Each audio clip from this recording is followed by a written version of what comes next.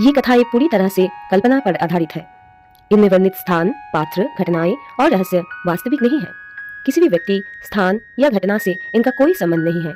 ये कथाएं केवल मनोरंजन, सस्पेंस और साहित्यिक उद्देश्य के लिए बनाई गई है। श्रोता से अनुरोध है कि वे इन कथाओं को वास्तविक जीवन की घटनाओं या इतिहास के रूप में ना लें।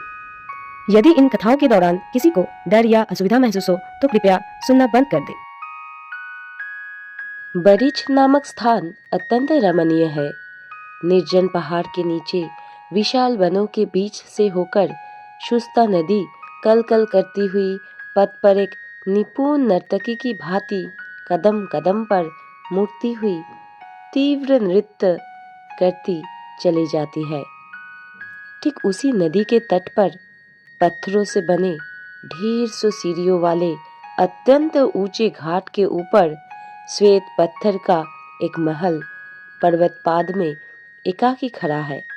आसपास कहीं कोई बस्ती नहीं है।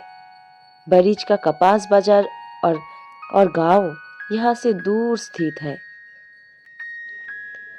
लगभग 250 वर्ष पूर्व द्वितीय शाह महमूद ने भोग विलास के लिए इस निर्जन स्थान में इस प्रासाद का निर्माण करवाया था।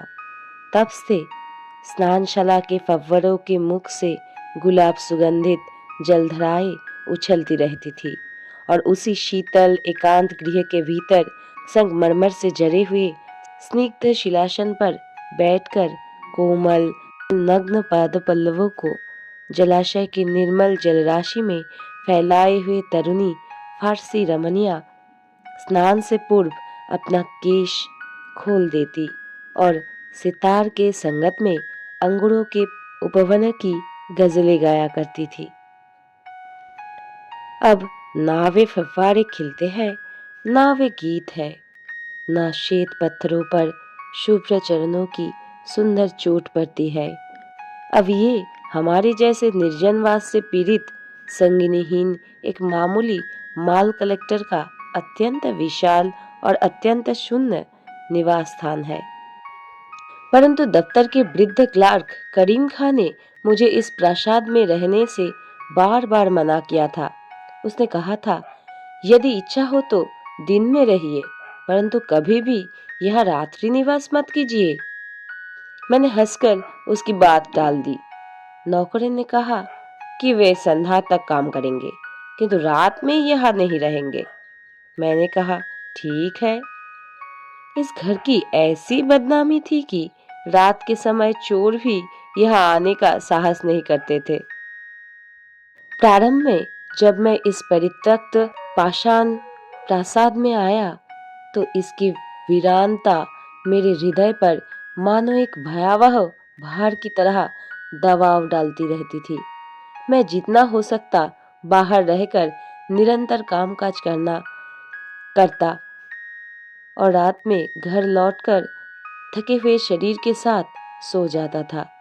परंतु एक सप्ताह भी ना बीतने पाया कि इस घर की एक अद्भुत नशा मुझे धीरे धीरे अपने वश में करने लगी। उस अवस्था का वर्णन करना कठिन है और लोगों को उस पर विश्वास दिलाना भी आसान नहीं। पूरा घर मानो कोई सजीव पदार्थ हो जो अपने उदरस्थ मोहरस में मुझे धीरे धीरे गलाने लगा। संभव है कि इस घर में कदम रखते ही इस प्रक्रिया का आरंभ हो गया हो, पर जिस दिन मैंने पहली बार सचेत रूप से इसके प्रारंभ को अनुभव किया, उस दिन की बात मुझे स्पष्ट रूप से स्मरण है। तब ग्रीष्मकाल का आरंभ था। बाजार मंद था और मेरे हाथ में कोई विशेष काम नहीं था। सूर्यास्त से कुछ पहले मैं उसी नदी के तट पर घाट के निचले हिस्से में एक आराम कुर्सी लेकर बैठा था। उस समय शुष्ता नदी सिकुड़ने लगी थी। उस पार का विस्तृत बालू तट अपराह्न की आभा में रंगीन हो उठा था। इस पार घाट की सीढ़ियों के मूल में स्वच्छ उबले जल के नीचे कंकड़ झिलमिला रहे थे। उस दिन कहीं भी हवा नहीं थी। पास की पहाड़ों पर वन तुलसी, पुदीना और मौरी की झाड़ियां से उठती हुई घनी सुगंध स्थिर आकाश को बोझिल किए हुई थी। जब सूर्य पर्वत शिखरों के पीछे उतर गया तो तत्काल ही दिन के रंगमंच पर एक लंबा छाया पर्दा गिर पड़ा। यह पर्वतों की निकटता के कारण सूर्यास्त के समय प्रकाश और अंधकार का सम्मिलन अधिक देर तक नहीं टिकता। मैं घोड़े पर चढ़कर एक बार घूम आने का विचार ही कर रहा था कि उसी समय सीढ़ियों पर पगचाप सुनाई दी। पीछे मुड़कर देखा, कोई भी नहीं था। इंद्रियों का भ्रम समझकर जैसे ही मैं फिर से बैठने लगा, उसी क्षण अनेक पगों की आवाज सुनाई दी, मानो बहुत से लोग मिलकर दौड़ते हुए नीचे उतर रहे हो।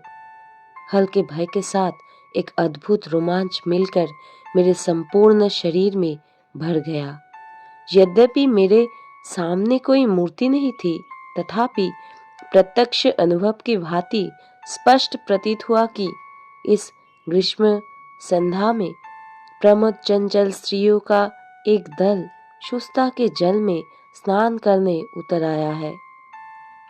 यद्यपि उस संध्या काल में निस्तब्ध गिरितट और नदी किनारे स्थित उस निर्जन प्रासाद में कहीं भी कोई शब्द नहीं था, फिर भी मुझे स्पष्ट सुनाई पड़ा कि निर्झर की सैकड़ों धाराओं के समान कौतूहलपूर्ण कलहास्य के साथ परस्पर शीघ्र संवाद करती हुई स्थानार्थिनियां मेरे पास से होकर चली गई।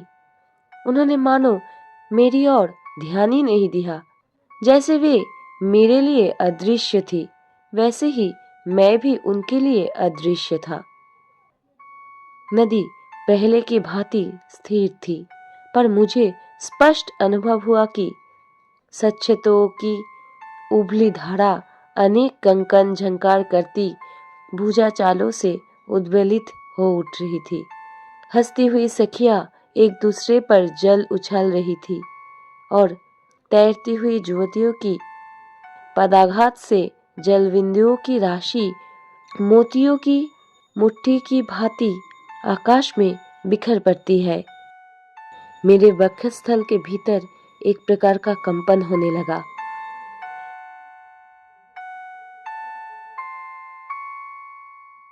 जो कहानी आप सुन रहे थे वो है क्रोधित पाषाण पार्ट 1, राइटर रविंद्रनाथ टैगोर।